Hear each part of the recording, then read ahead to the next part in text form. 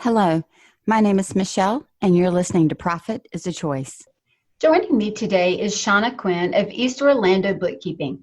Shanna is Profit First certified, and she works with many contractors and subcontractors, builders, and designers.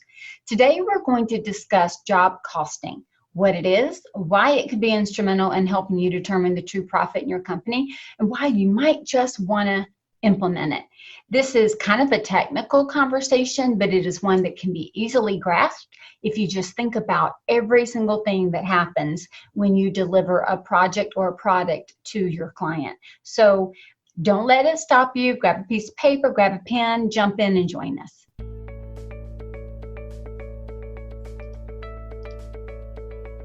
Every day, empowered entrepreneurs are taking ownership of their company financial health and enjoying the rewards of reduced stress and more creativity.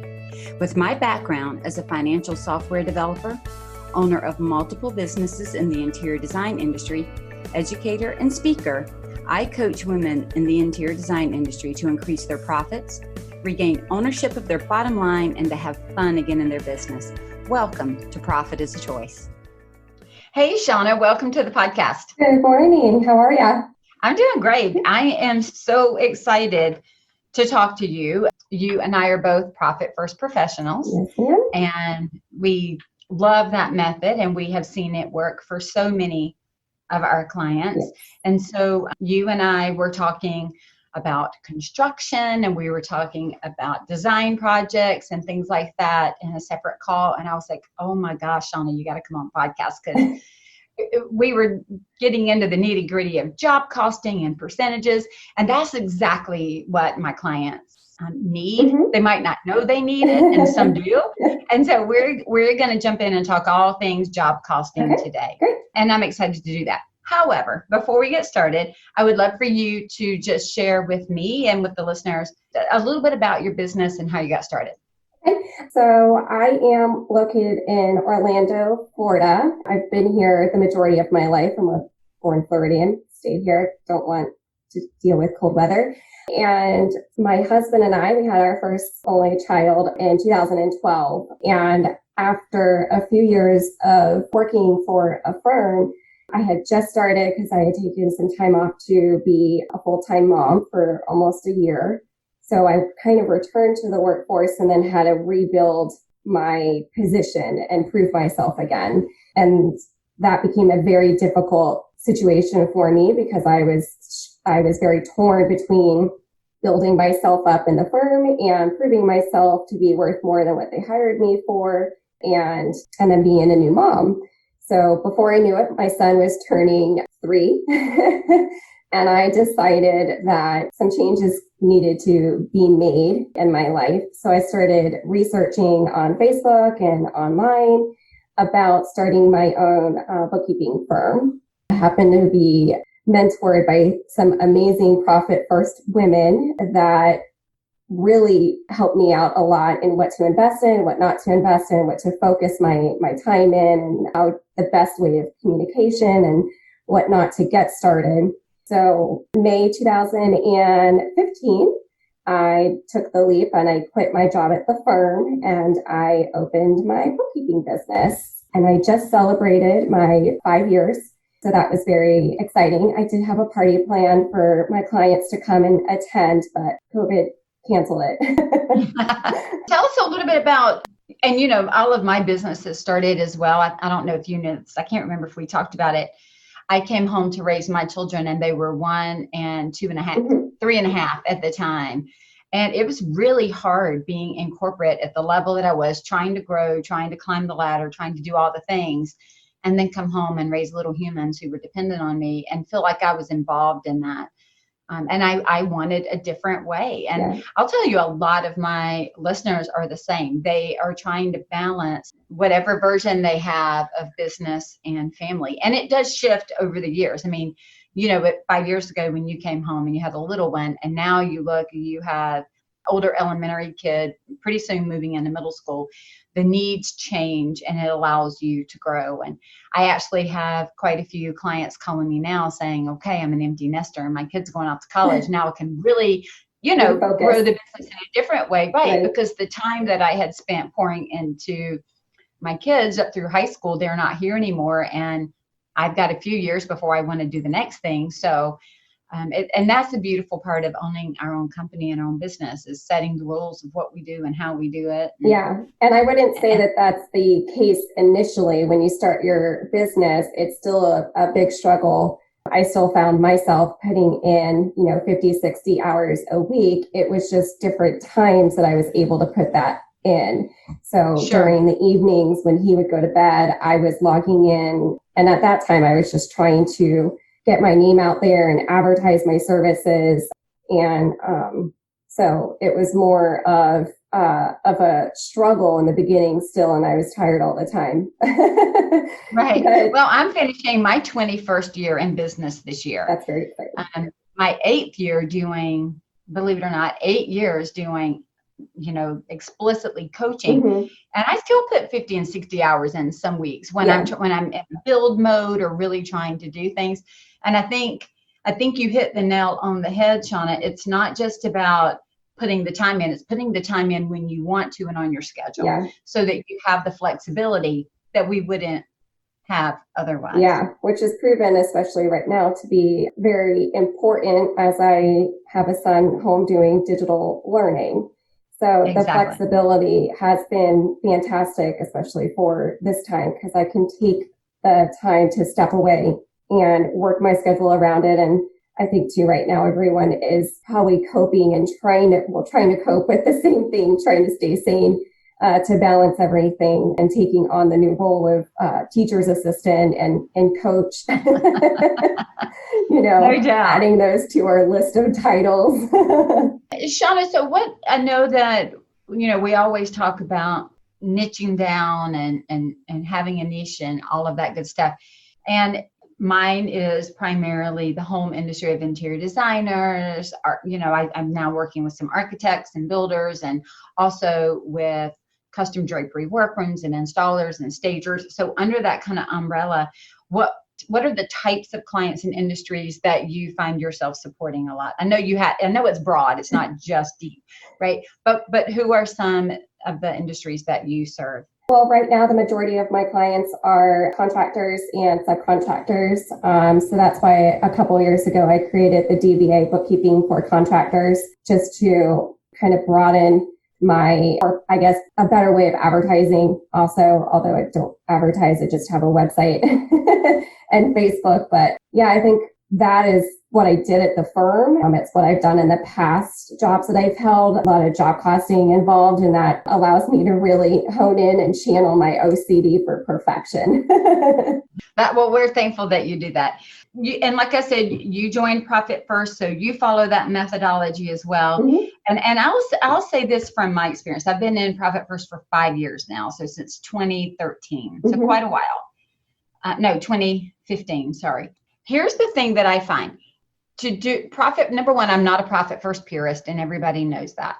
But what that means is we're going to take the idea of Profit First and find the way to put it on top of the way that you process money coming in and out, because different businesses have cash flowing in and out at different ways. It's not a consistent cash flow in our type of industry, which means we have to adapt at certain times based on, are we being paid in advance? Are we being paid as we go? What's happening? When do we have to pay out? All the things. Yeah. And so, and maybe even saying a purist is not even the right way to say it. It just and maybe it's the fact that Profit First is just a very flexible money management system, which is what I like to believe. And that it's a modified or the theory version of, and this is how we put it into practice. And we end up with the same goals. But I have found working right now, I'm working with quite a few, and this is what you and I have talked about in the past, design build firms, architect build firms.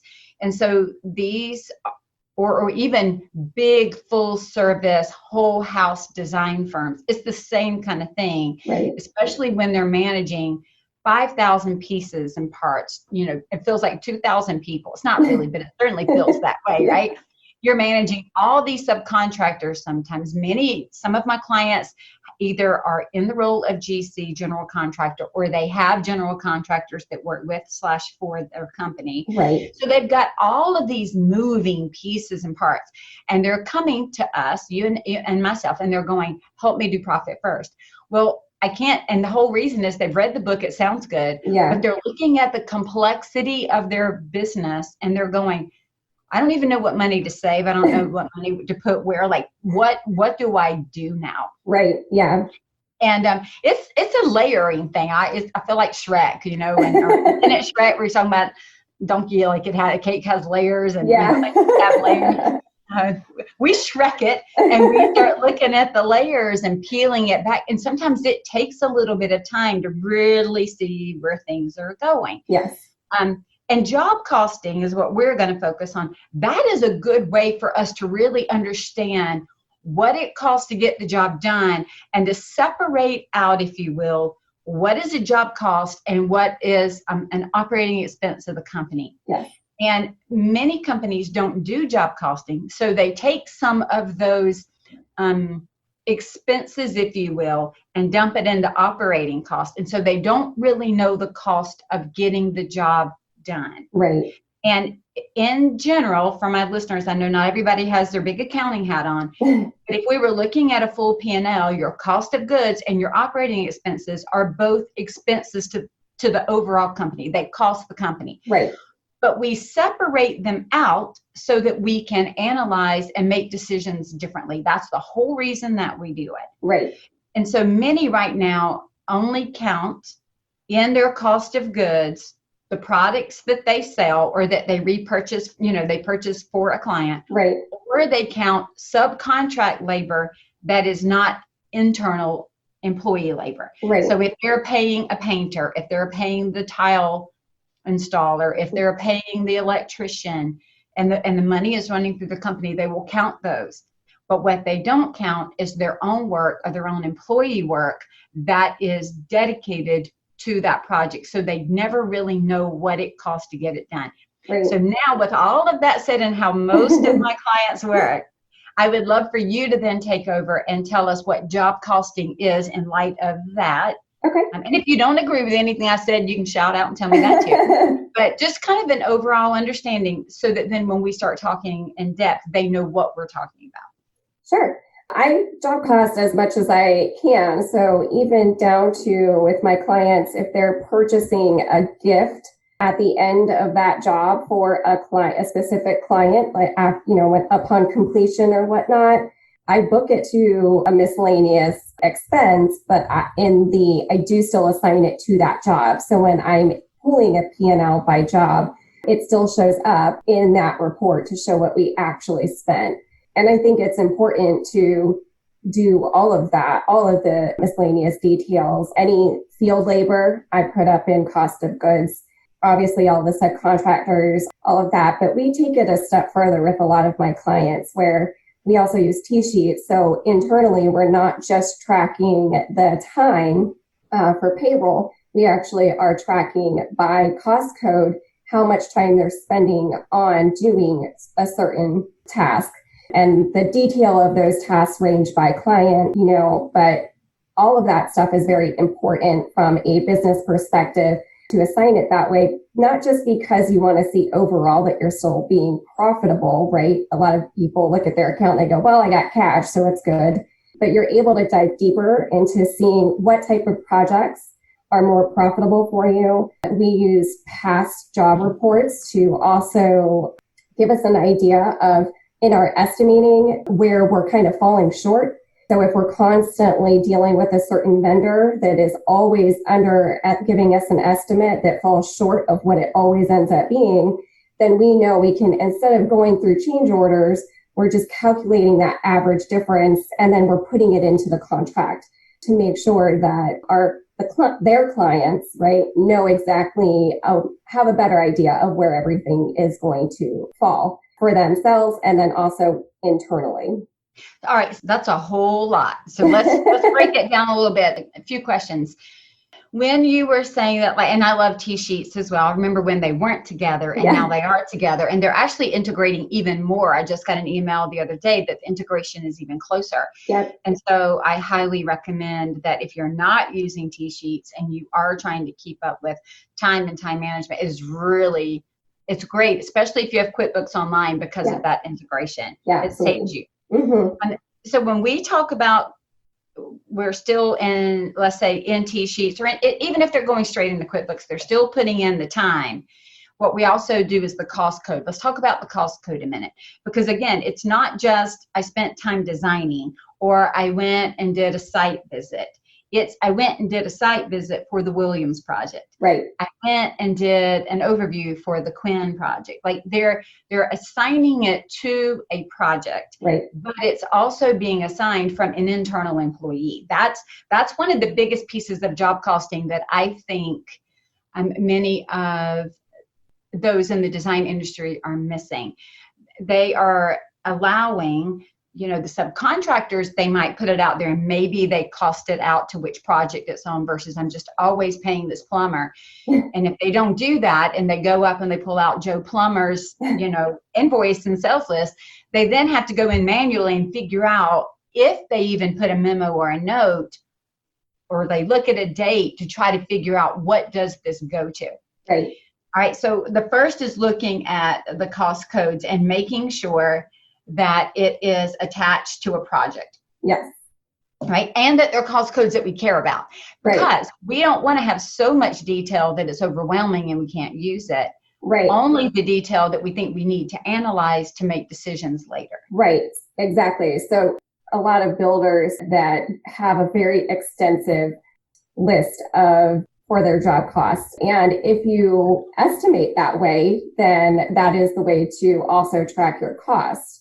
But if you're not estimating that way and you're doing a very generic, analysis, right? Yeah. A rough plumbing, this is what it's going to cost. And they're not doing material and labor and sub or whatnot, because that always happens, right? You do an estimate and you put it in as a sub doing it, but then something happens scheduling or cost wise, and then they end up doing it. So then there's, instead of a subcontractor cost, there's a material and a labor cost.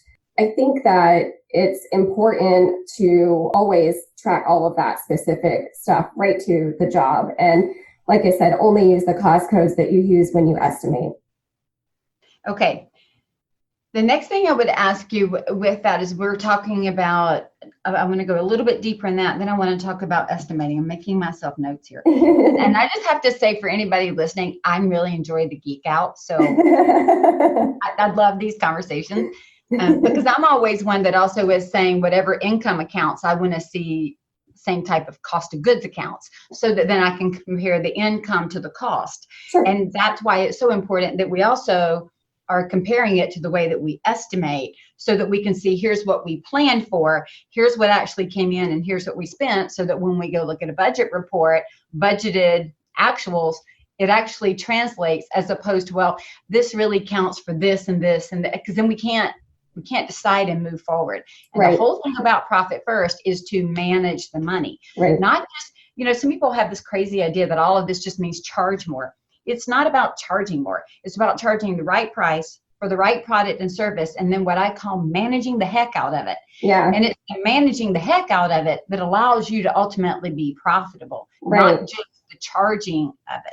Right. Well, and a lot of the reasons that people end up falling short on jobs, if they've got that, I mark up 30%, right? So then they're assuming that at the end of that job, 30% is what their profit level should be, which technically, if you didn't have miscellaneous stuff run through, would have probably been the case.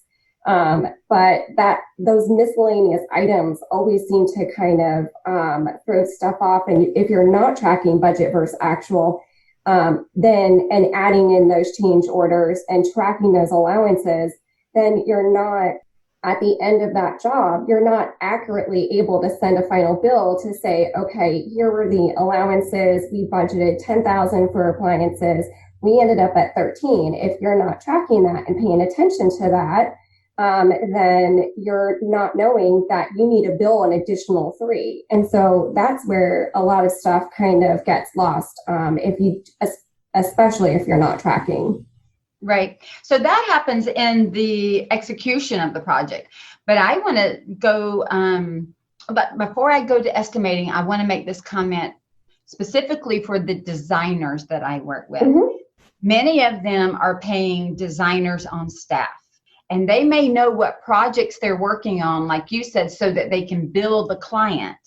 But if they're not tracking it in their software, QuickBooks or whatever, as a job cost to the job, then how do they ever know if what they estimated for the design or estimated for the project management is actually what they spent? Right. This doesn't matter on if you're building an entire house, if you are doing a room. This is why, and I'm going to say in general, this is the biggest bite you in the butt on flat fees out there. Whether it's a flat fee estimate to build a whole house, a flat fee estimate to design, a flat fee estimate to project manage.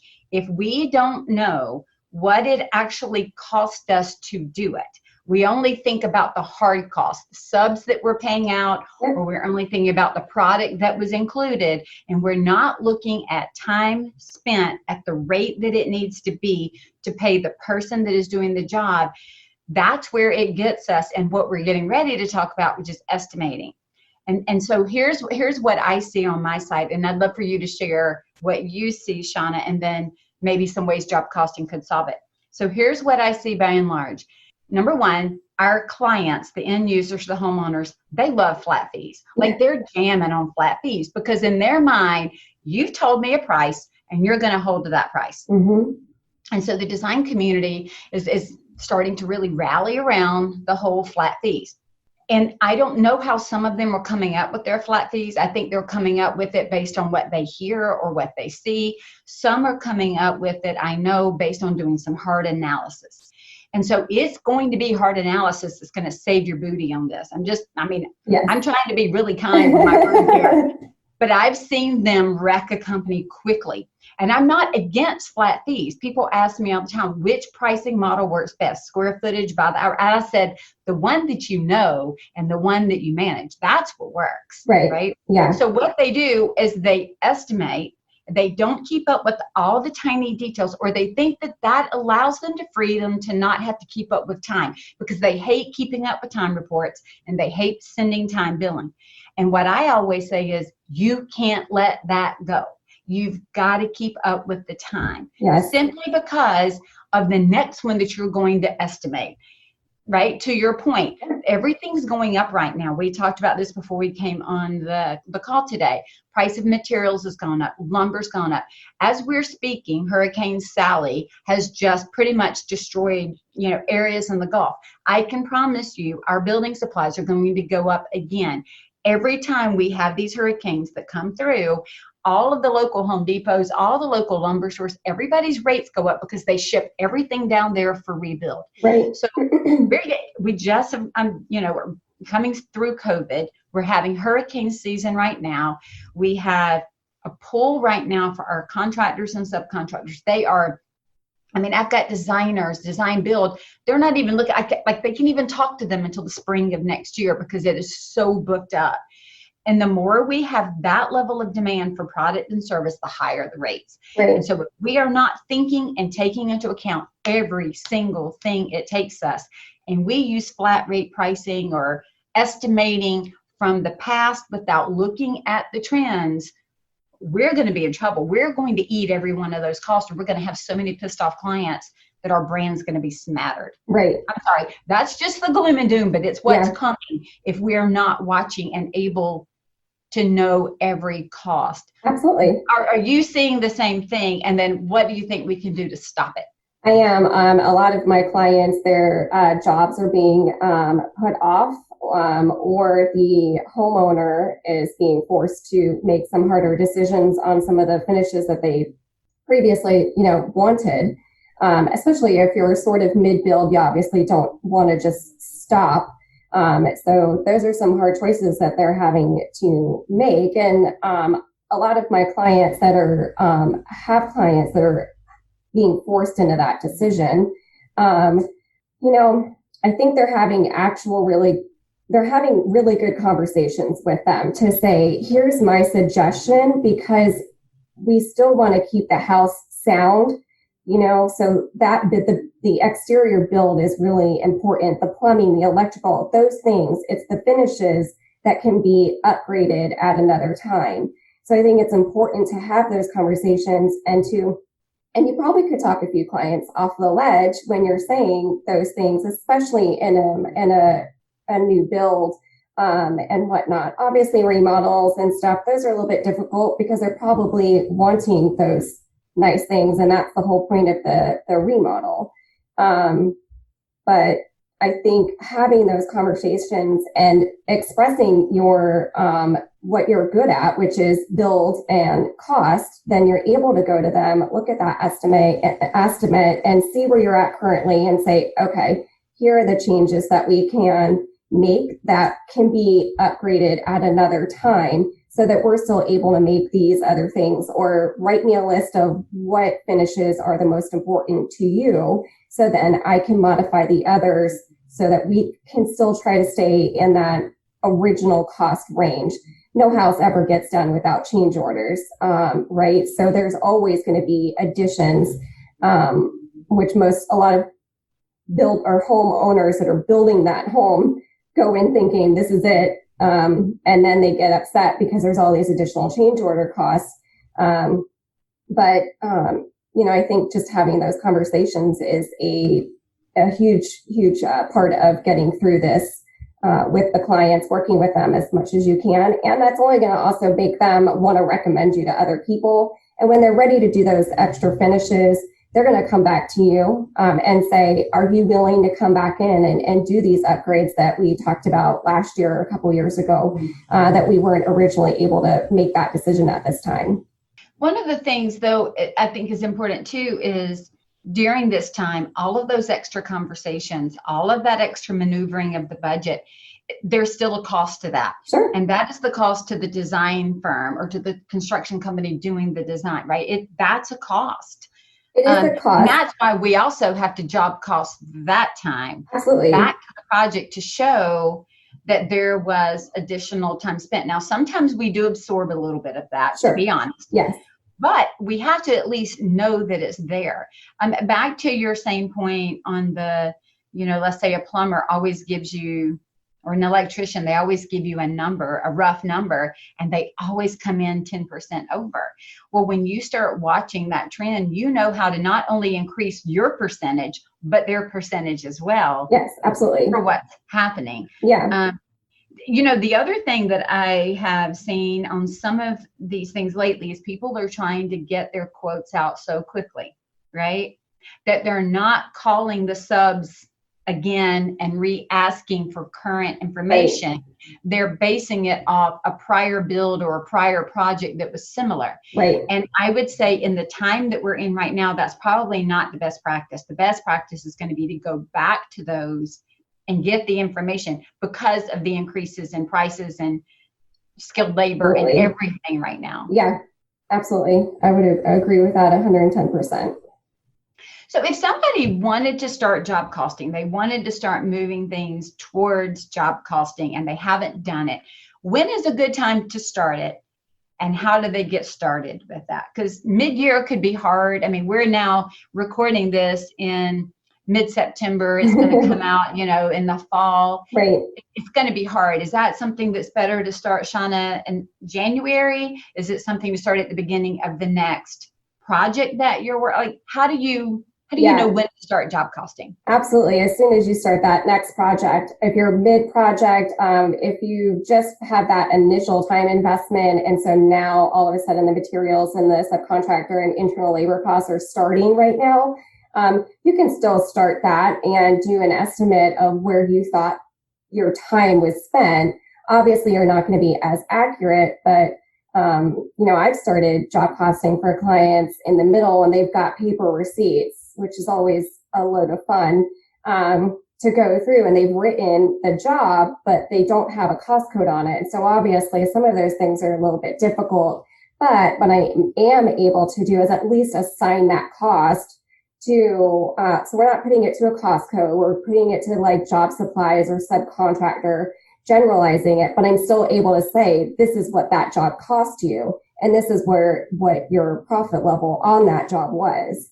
So you still then can at least, even if it's in a broader category, assign it to a job so that we at least know it was the Williams project or the Quinn project or whatever. Absolutely. Okay. I mean, if that's what it takes to get started in job costing, for some people, which it is, that's the easier part for them, is to say that was for this job and not break that receipt out to say it was for this kind of material. Because that's always difficult. You go do a Home Depot run, you might be picking things up for 10 different cost codes on that. So if that is intimidating to somebody, which sometimes it is, or it's just not priority because you're trying to get in and out back to the job, you're not assigning it a specific cost. You're just saying miscellaneous material, or the majority was this, so let's just assign it to that, lumber or, plumbing material, whatever it might be. Right. So there's always going to be situations like that. And it's always going to depend on, every time I start with a client, I say, I can only be as detailed as you are. So if you're not telling me how to cost code this properly or what job it is, and you're just randomly writing something on it, the information I give to you is not going to be accurate. So we kind of use that trash in, trash out kind of, right? Yes, I mean, absolutely. The junk drawer until you organize it. Right. Yeah. And probably throw some stuff out. But it's super important for the purchasers of the business to have that level of information also, right? So if they're just a project manager, if they're a project manager on the job site and they're the ones going out and doing the purchasing for miscellaneous material, it's important for them to know what the cost codes are. And what job they're taking it to. So if they are doing multiple pickups or pickup for multiple projects, they go to a Home Depot or Lowe's, they're actually able to break it out on the receipt and do like a subtotal on it, which is what I ask my clients to do. And then they can just say it was for this job and this was for this job. But whenever we start a project, what I do is I get the estimate, I assign the cost codes to that estimate, and then we send out our list of cost codes to the crew that's working on it and including the project manager, so that they know that these are the cost codes that have been assigned to this job. And if you're purchasing something that doesn't fall within this, that needs to be tagged as a change order. Right. Both my sons are commercial construction, and my oldest works and does all the project management for these large multi-million-dollar builds. And, there is a lot of work that goes into assigning the correct cost code. But even his time to work on everything is assigned to a project. Yeah. He has to be, up to a certain percentage assigned out to all the different projects for the time and attention that he gets. And it varies based on where they are in that build process. Yeah. That's the equivalent of, if you think about it, let's break away for just 1 second from like a full construction down to an interior design project. We're still doing all of that just for the internal pieces of the home, not necessarily the external pieces of the home. Right. And so when you're ordering, for example, they may be ordering, let's say from 4 Hands, let's just choose a vendor. They're ordering from 4 Hands, but they're ordering for 6 different projects. Well, now that's got to be associated with all those different projects so that you know the item, not only that you ordered from 4 Hands, right, and that the items came in, but where they went and what they were attached to and how those were spent. Yeah. All right. So let me say this. When we normally are looking at a design only firm, right? Interior design only, we usually tell them that our goal for them is to have a gross profit somewhere between 40 and 60%, because they're doing, very service-based and then very much a larger markup on product. Right. So usually we're at 40 to 60%. And some of that is, rarely though, do they job cost the interior designers on staff. So if we were to job cost interior designers on staff, it would certainly reduce the gross profit of the project, because we're subtracting out the expense at the top, right? Versus at the bottom as an operating expense, it would reduce it. But, oh, that's okay. But when we're looking over at let's say, more of a contract company, or we're looking more at a build firm, you and I had talked about that kind of the goal that we would look at on that type of a business was a gross profit margin more of 30%. And that in that 30%, it would also include the general contractor and the design, consultant or whatever. All of those things would come in, and then we were looking at 30%. Is that still what you have seen is a healthy amount of gross profit? Yes, absolutely. That 30% is what's going to allow a business, well, I was going to say profitable, but it also depends on, if you're a large spender through the business. So that operating expense also needs to get assigned. And I do that too for some of my clients, where we assign a percentage of that operating cost to the job based off of it's all estimating, right? Sure. So it's not a full, more accurate picture. But what we do, or what I do, is I take, say, a job, we collected $100,000 from a job, and the overall income for that month was $400,000. I then take a quarter of the operating expenses and assign it to that job. So then we've got that gross, but then we've got an average net. So the estimated net profit. So there's always two sides to a successful business. I know we're talking about profit, or we're talking about job costing, but that's also the other side to make sure that you're a successful business. Exactly. And that's why we talked about it's not just about being profitable. It's about managing the money. Right. Because you can charge really high rates and still not make any money. And I've seen that happen. Right. Like you said, if you are more of a spender. But if we're looking at taking, let's say, the job costing of the GC, the design, all the things that are really done for the project, and we move it up into cost of goods for job costing, it will reduce your gross profit. Yes. But what happens is when we see a low gross profit, let's say 15 to 20%, and we've still not taken out the general contractor and the design and all of the other internal employees that are working on that project. Right. We're in trouble. We're getting into the trouble range. Right. Because if it's 20%, let's say, and everything's been taken out, we've still got a little bit of wiggle room. We're going to then really squeeze on every expense. We're going to be very, very careful. But if we're at 20%, we've not taken out a huge amount of operating costs are going to exceed what we need to even be healthy and pay everybody fairly, especially that owner. Yes. Which a lot of owners don't pay themselves. Right. They're paying out more. Enough. Yeah, they're paying out more to everybody else. Yeah. Which is also why selling more in this instance at a bad rate and not managing is actually going to get your business in trouble and not save you. And what is our knee-jerk reaction is, well, I need to just go sell more. Right. More income. But within, especially jobs, obviously, with more jobs comes more expense. And if you're not handling what you've got now, then what's to say that the next one is going to be any different? So here's kind of I would say the difficulty that I see is their thought is, even if they increase their profit margin, okay, let's say that they look at it and they're like, oh, snap, I'm going to increase the profit margin. We're going to get it right this time. Right. And they do it and they sell it. The challenge is that they now have all that work on top of all those people who are already working for less. So you now still can't go higher again, because you're actually just now charging for the staff that you have. Right.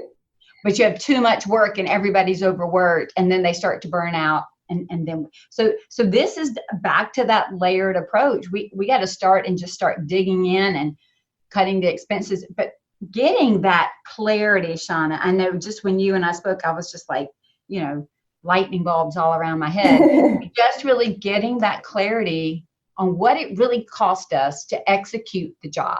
Yeah. I mean, I job cost myself. I track my time. If anything is outside the normal scope, I am marking it as billable. I don't necessarily always go back and bill for it, because I do on a monthly basis pull my information, see where my expense fell by job. I cover all my client subscription costs most of the time. So that runs through as my cost of goods.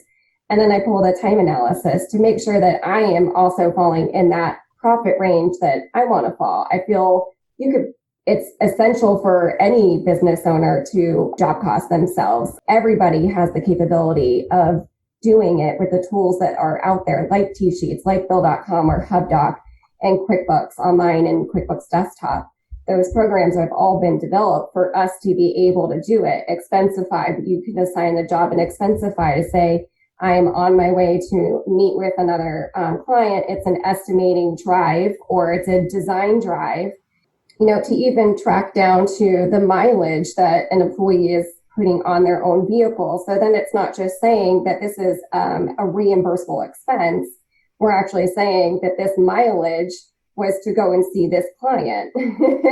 Right. All those things are important. And I think it all begins my son has in to that do estimate. that. If he leaves the office to go to a job site, he has to write down the mileage for that is now cost coded to that job site to pay for that mileage. I mean, unless they get an allowance, larger companies, yes. It's very, very detailed because that's the only way they really know what it costs them to truly execute the plan as they put it out there. And we do it internally too for a lot of my contractor clients. We pull that time spent for operating level costs, right? So administrative time, if they're doing the invoicing, the accounting time, how much, time they're investing on that side too.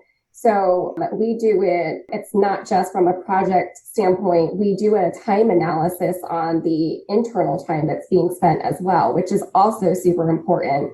When you're estimating, I've got clients that include estimating as a line item to say, I'm charging you a percentage.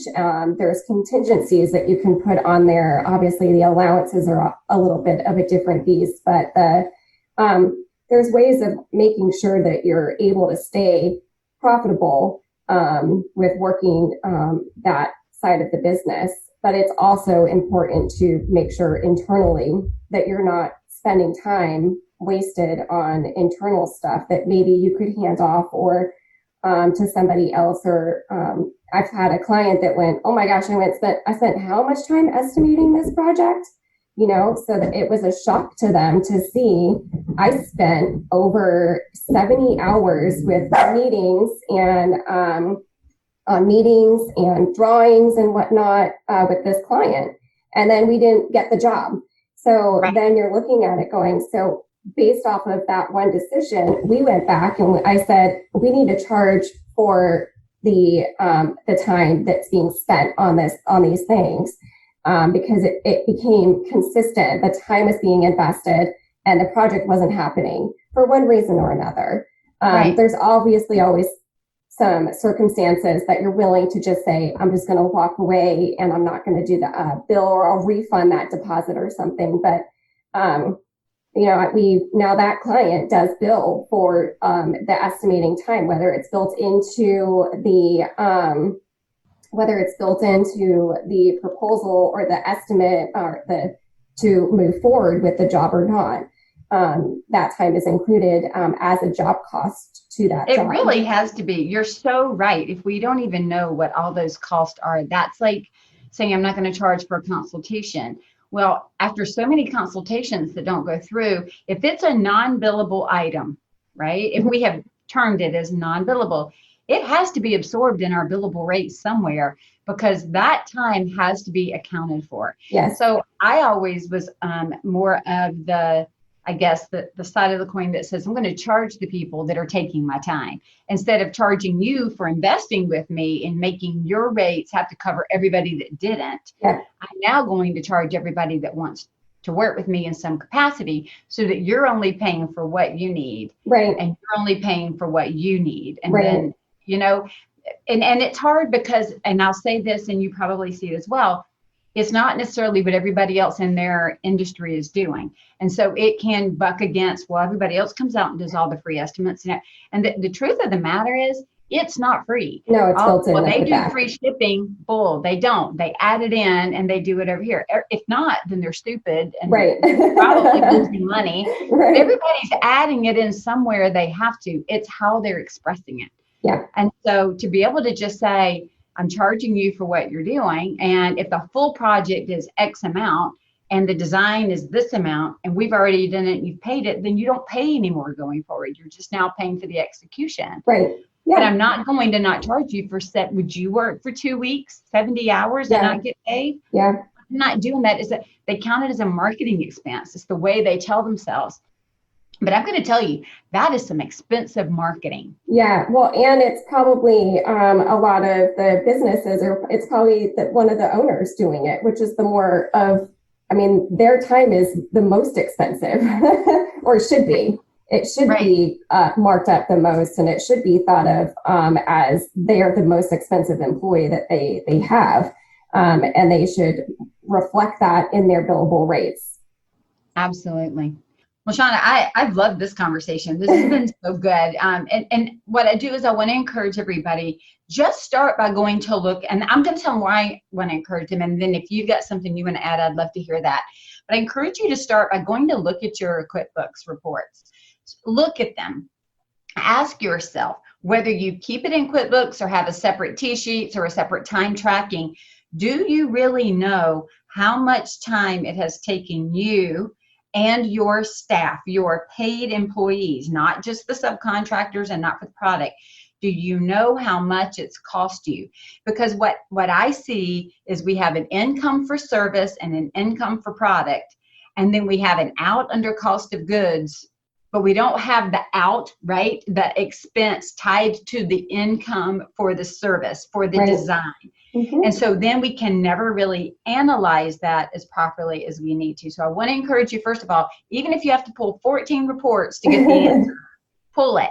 Yes. Start to see where time is being spent that's not being accounted to a project. So then you may not be capturing. I always say we don't have to start by raising our rates. Start by capturing the value of a valuable service. If we start there, then we can see, is the rate applicable or not? Sometimes the rate's applicable, it's perfect rate. We're just not charging for all of it. We're just not counting all the time. Right. So if you count all the time, then look at the rate and see if it's, the proper rate or if you need to go up. But just gather all the reports and sit down and give yourself a couple of hours to just ask yourself the question, do I really know what it cost my firm to deliver this product or service from the very beginning to the very, very, very end? And if not, what do I not know? Right. And start there. What would you say? Absolutely. I mean, I always, that bottom line of income minus cost of goods, whether you're doing it by job or you're not doing it by job, as long as, and if they are transactions that are being reflected in your profit and loss, just create an Excel and say, this is, these were all the costs. They may not be reflected in my COGS. They're down as an operating expense, but these expenses I know are specific to a job. And then take that calculation and find out how much of the COGS is costing you per your income. And if it doesn't equal out to approximately, it's always not always going to be the same, but if it doesn't equal what your average markup is, then there are things that are falling short within that, within your project costing, or you're not seeing on that income enough. There's a lot of, when you deal with banks specifically, there's a lot of, you get the payments, it's delayed, they have to make sure things are done, right? So you're always kind of rolling that job yourself. So it's always going to be a little bit off, but it's just so important to know exactly what those numbers are, because you're not going to, you might be successful and you might have money in your account, but you could be maybe doing a lot better and paying yourself a lot more or just at all. If you know those numbers, it's so important to a successful business and somebody's going to be long-term. I 100% agree. Shanna, what is your website if people want to go look you up and find you? How can they get in touch with you? I have the two websites. One's for my contractors and one's for it's just the general business. So it's eastorlandobookkeeping.com and then bookkeeping, the number 4 contractors.com. And then I have a presence on Facebook with both those business names as well. Great. We'll put all of that in the show notes. So if anybody's interested, they can find you. Thank you. And thank you again so much for just having kind of a geek out conversation on coffee. It makes my heart so happy because and I tell everybody this all the time. It pains me to see such talented people. This industry is so full of talented people. And when I tell you it pains me, I'm being for real. My heart hurts. And I have an ache when I see that they're not being paid equivalent to the work that they're putting in. They're putting their heart and soul in. They're doing the whole conversation that we had at the beginning of pulling away from their family in some cases to do this. Right. And when we can't have a full understanding of what it's costing them to do it, and making sure that we are fair and reasonable to the client and fair and reasonable to the business, it makes me hurt for them. And so any tools or any advice that we can give these business owners that are out there working day and night to make sure that they can pay their own bills, like that's a win in my book. And so I really appreciate you helping speak into that story of creating profit and making them profitable. Absolutely. And if even if they're not looking for services and just need some ideas or advice or product referrals or something like that, I'd be happy to assist with those questions as well. That sounds so good. So good. Well, Shanna, thank you so much, and you have a great day. Thank you so much. You too. Thanks, Shanna, for helping break down job costing. Really getting in and looking at every entry might seem daunting at first, I know, but after the hard work of setting up each project is completed, the details tell the story. Don't let broad accounting keep you from the profit that could be yours. In my coaching practice, we work hard to own each part of our company, from the accounting to the sales to the HR components, because what we choose to own, we can also choose to change. And change takes intention. Join us if you really want to own the direction your company is going in with more ease. You can find out about our coaching services at www.scarletthreadconsulting.com. Remember, profit doesn't happen by accident.